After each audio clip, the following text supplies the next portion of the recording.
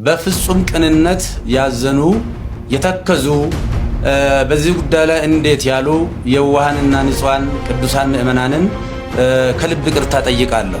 መጀመሪያ ያላልነውን እንዳልን አድርገው የሰበኩት እሳቸው፣ አሁን ደግሞ ተመልሰው መጥተው ይቅርታ የሚጠይቁት እሳቸው። እኔ ብቻ ሰበር መረጃ ተሰምቷል። የፍኖተ ጽድቅ ፍቃድ ለጊዜው መታገዱ በአሁኑ ሰዓት ተሰምቷል። ፍኖተ ውድቅ ይላል። በቃ የተመሰረተበት ዋነኛው ዓላማ ቤተክርስቲያንን ለመበጥበጥ ብቻ ለማፈራረስ። ሰበር መረጃ ፍኖተ ጽድቅ ጠቅላላ ማህበር አስቸኳይ ማብራሪያ እንዲሰጥ ጥብቅ መመሪያ መተላለፉን ተገለጸ። ሁላችሁም አሁንም ቢሆን ፍኖተ ጽድቅን መቃወም ካልቻለ ቤተክርስቲያን እንደ ቤተክርስቲያን አውግዛ ካለየችው አውግዛ በቤተክርስቲያንም ሆነ በሌሎች አካላት ዕውቅና እንዳይሰጠው ካላደረገች አሁንም ቢሆን አሳሳቢ ደረጃ ላይ ነው። ነይ ቤዛ ነሽ አሉ ለዓለም ተብሎ አይሰበክም። ሰው ተራሻለው የጊሸን ማርያም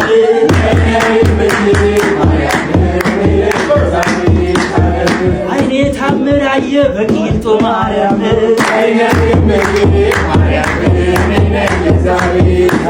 ክብሯን ውድ የሸቲው ቤተሰቦች በባለፈው ቪዲዮ ስለ እናታችን ቅድስት ድንግል ማርያም ቤዛነት አንድ ጳጳስ እንግዲህ መድረክ ላይ ወጥቶ ያስተላለፉት የተሳሳተ ትምህርትን ተከትሎ እንግዲህ ቅዱስ ሲኖዶስ ያወጣው መግለጫ አድርሻችሁ ነበረ። እንዲሁም ደግሞ ከዚህ ጋር ተገናኝቶ ብዙ ሊቃውንትና ታላላቅ መምህራን ለኚህ ጳጳስ እንግዲህ የሰጡት ግብረ መልስ ምላሽንም አስመልክቶ ያስተላለፍኩላችሁ ቪዲዮ ነበረ። ዛሬም ደግሞ እንግዲህ በፍኖተ ጽድቅ ዙሪያ ላይ አንድ አዳዲስ መረጃዎች እየወጡ ይገኛሉ። የተለያዩ ሰበር መረጃዎችንም እንዲሁ በዛሬ ቪዲዮ አካትቻለሁ። ይህንን ፕሮግራም እስከ መጨረሻው ድረስ እንድትከታተሉኝ እየጋበዝኩኝ ለቻናሉ አዲስ ከሆናችሁ ቻናሉን ሰብስክራይብ በማድረግ ተከታተሉኝ። እንዲሁም ይህን ቪዲዮ ለሌሎች ተደራሽ እንዲሆን በደንብ ላይክ እና ሼር እንድታደርጉ በአክብሮት ጠይቃችኋለሁ። ወደ ፕሮግራሙ እንሄዳለን። ሰበር መረጃ ፍኖተ ጽድቅ ጠቅላላ ማህበር አስቸኳይ ማብራሪያ እንዲሰጥ ጥብቅ መመሪያ መተላለፉን ተገለጸ። የኢትዮጵያ ኦርቶዶክስ ተዋሕዶ ቤተክርስቲያን የማህበራት ምዝገባ ክትትልና ቁጥጥር መምሪያ ለፍኖተ ጽድቅ ጠቅላላ ማህበር በጻፈው ደብዳቤ ማህበሩ ከተቋቋመበት ዓላማ ውጪ ርቱዕ እምነትን ከስነ ምግባር ጋር ይዞ የሚኖረውን ህዝበ ክርስቲያን ያሳዘነ እናት ቅድስት ቤተክርስቲያናችንን ለጠላት መሳለቂያ እንድትሆን ያደረገ ከቤተክርስቲያናችን አስተምሮም ጋር የሚቃረን እመቤታችን ቤዛዊት አይደለችም የሚለውን ጤናማ ያልሆነ ትምህርት ሚያዝያ 10 ቀን 2017 ዓ.ም በማህበሩ ሚዲያ ማስተላለፉን እንደተመለከተ ገልጾ የማህበራት ምዝገባ ክትትልና ቁጥጥር መምሪያ በቅዱስ ሲኖዶስ ምልዓተ ጉባኤ ጸድቆ በተሰጠው ደንብ መሰረት በማህበራት መንፈሳዊ እንቅስቃሴ ዙሪያ ጥያቄ የሚያስነሱ ጉዳዮች ሲፈጠሩ ተገቢውን ክትትልና አስፈላጊ እርምት የመስጠት ኃላፊነት ያለበት በመሆኑ በደብዳቤው ለተጠቀሱት 5 ነጥቦች በማህበሩ በኩል አስቸኳይ ምላሽ እንዲሰጥባቸው በጥብቅ አሳስቧል።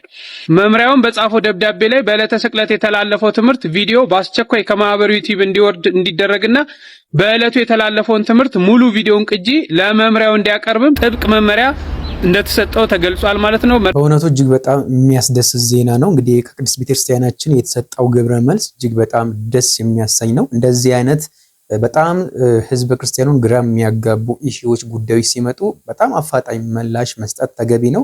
ይህንንም ላደረጉ አካላት ምስጋና ይገባቸዋል፣ እናመሰግናቸዋለን። በዚሁ ስራችሁ ቀጥሉ እንላለን። ከዚህ ጋር በተያያዘም እንግዲህ አንድ አዲስ መረጃ ወጥቷል። ወደሱ እንሄዳለን። አብራችሁን ቆዩ። የጌታችን የአምላካችን የመድኃኒታችን የኢየሱስ ክርስቶስን ቤዛነትን በደንብ አጉልቶ ለማሳየትና ለማስተማር ካልሆነ በስተቀር ከእመቤታችን ከቅድስት ድንግል ማርያም ክብር ጋራ ምንም የሚያገናኝ አንዳችም ነገር የለም። እሷም ከፈጣሪ ልጅ ከተቀበለው መከራ ጋር ሊወዳደር አትችልም እና ብዙ ምዕመናን በዚህ ጉዳይ በእጅጉ አዝነዋልና የኢየሱስ ክርስቶስ ቤዛነትና አዳኝነት ለድርድር ለክርክር የማይቀርብ ለምንም ለውይይት የማይቀርብ ዛሬም ትላንትናም ነገም ያው የሆነ እሱ ለዘላለሙ ሲያድን ይኖራል። እንግዲህ ይህ ሲባል ሰዎች ለሚዲያ ፍጆታ አንዳንዶቹ ደግሞ ከሆነ ነገር ጋር የተያያዘ በሚመስል መልኩ የተከፈተብኝ ዘመቻ እኔን የማይመለከተኝ መሆኑን ህዝቡ በደንብ እንዲያውቅ ለማለት እፈልጋለሁ። እንደሚታወቀው ይህንን በሰፊው በሚዲያ በማራገብ ምዕመናንን በማሳሳት በማሳዘን በማልቀስ የተለያየ ትርጉም በመስጠት ሲያካሂዱ የነበሩ ወንድሞችና እህቶችን አባት ነኝና አባት እንደመሆኔ መጠን ሳልቀየማቸው ይቅርታ እያደረግኩ እግዚአብሔር ይቅር በላቸው ለማለት እወዳለሁ። በተረፈ ግን በፍጹም የዋህነትና በፍጹም ቅንነት ያዘኑ የተከዙ በዚህ ጉዳይ ላይ እንዴት ያሉ የዋሃንና ንጹሃን ቅዱሳን ምእመናንን ከልብ ይቅርታ ጠይቃለሁ።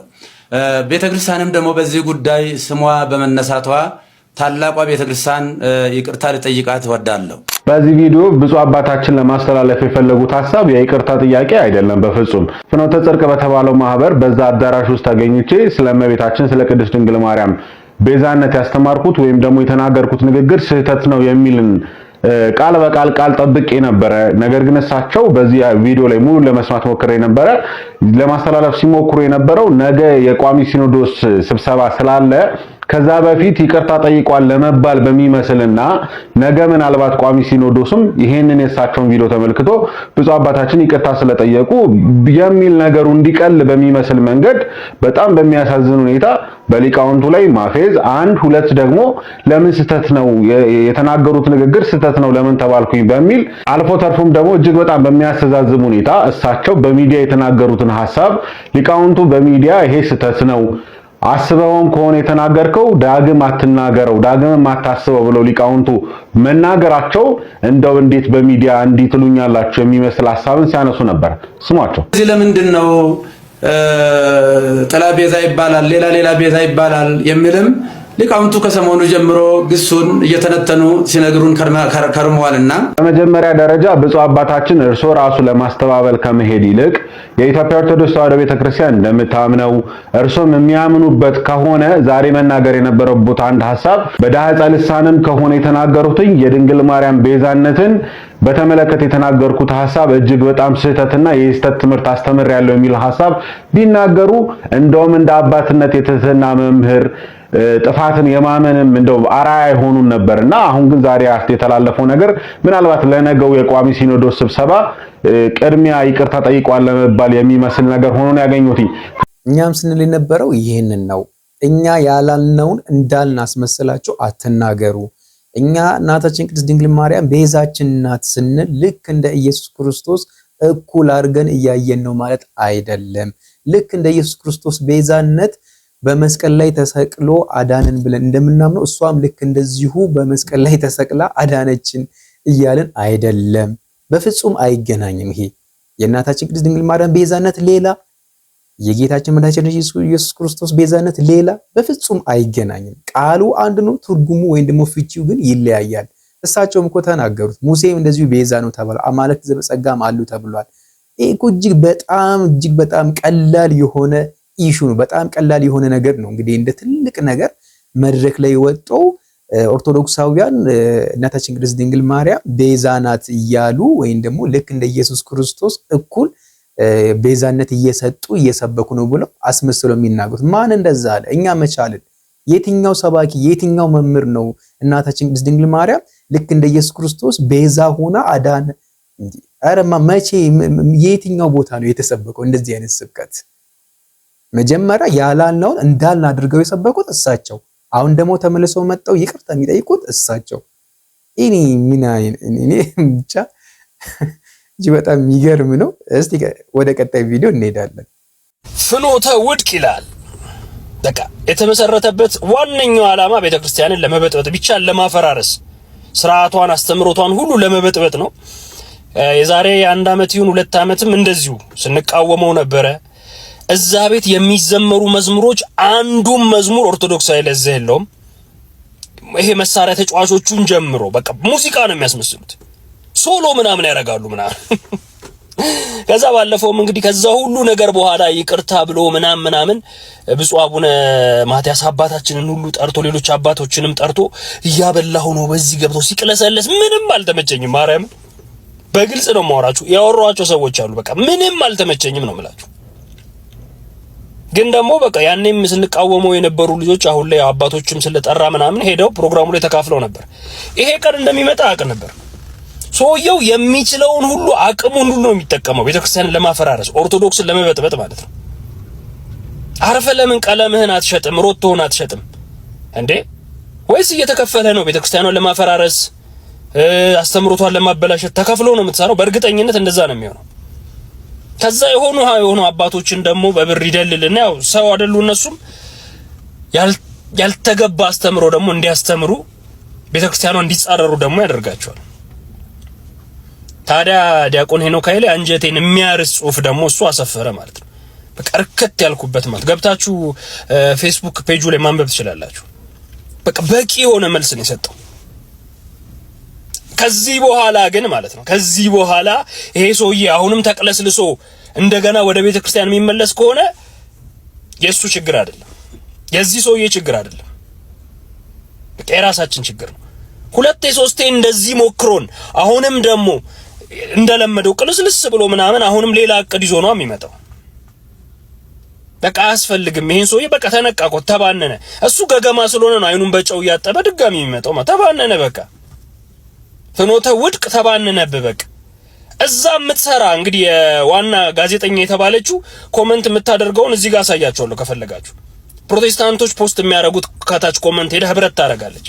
እኔ ከፕሮቴስታንቶች ጋር ችግር ኖሮ ቢምራ የራሳቸው ነው መብታቸው ነው። ቤተክርስቲያንን ሲነኳት ነው እኔ ችግር የሚኖርብኝ። ሁሉም በያመነበት መኖር ይችላል።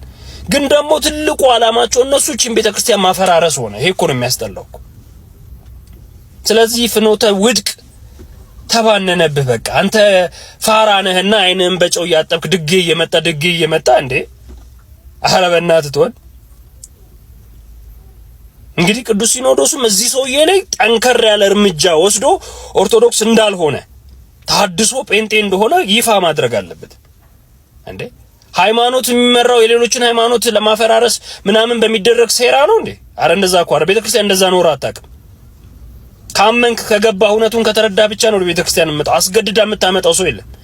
ሴራ አሲራ ዋሽታ አጭበርብራ ምናምን እንደዚህ በዚህ ደረጃ ገንዘብ መድባ ምናምን ወደ ራሷ የምትሰበስበው ምዕመን የለም።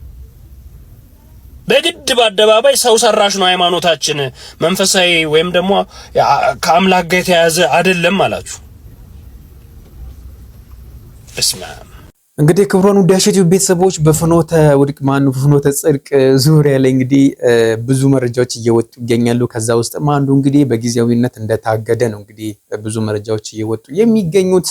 ይሄ ነገር ግን ተደጋገመ ማለት እንግዲህ ከዚህ በፊትም ታስታውሳላችሁ በይቅርታ እንደተመለሱ ማለት ነው። እንደዚህ አይነት የምንፍቅና ትምህርቶችን በተለያዩ ሚዲያዎች በራሳቸው ሚዲያ ማለት ነው እያሰራጩ ብዙ ኦርቶዶክሳውያንን ክርስቲያኖችን እያሳሳቱ የነበሩ ሰዎች ናቸው። እንግዲህ አሁንም በድጋሚ እንግዲህ ይሄንን ነገር ደግመውታል ማለት ነው። እንግዲህ ይቅርታ ካሉን በኋላ ማለት ነውና ይሄ ነገር ሲደጋገም ቆም ብለን ልናስብ ይገባል። ሰው አንዴ ሁለቴ ሊሳሳት ይችላል። ግን እንዲህ እየተደጋገመ ሲመጣ ግን ከበስተጀርባው ሌላ ዓላማ እንዳለ ቆም ብለን ልንጠረጥር ይገባል ብዬ ነው ማስበው። እንደኔ ክብሯን ውዳሴ ዩቲዩብ ቤተሰቦች በዚህ ዙሪያ ላይ የተሰማችሁን ሐሳብና አስተያየት በኮመንት ላይ በጨዋነት በነጻነት አስቀምጡልኝ።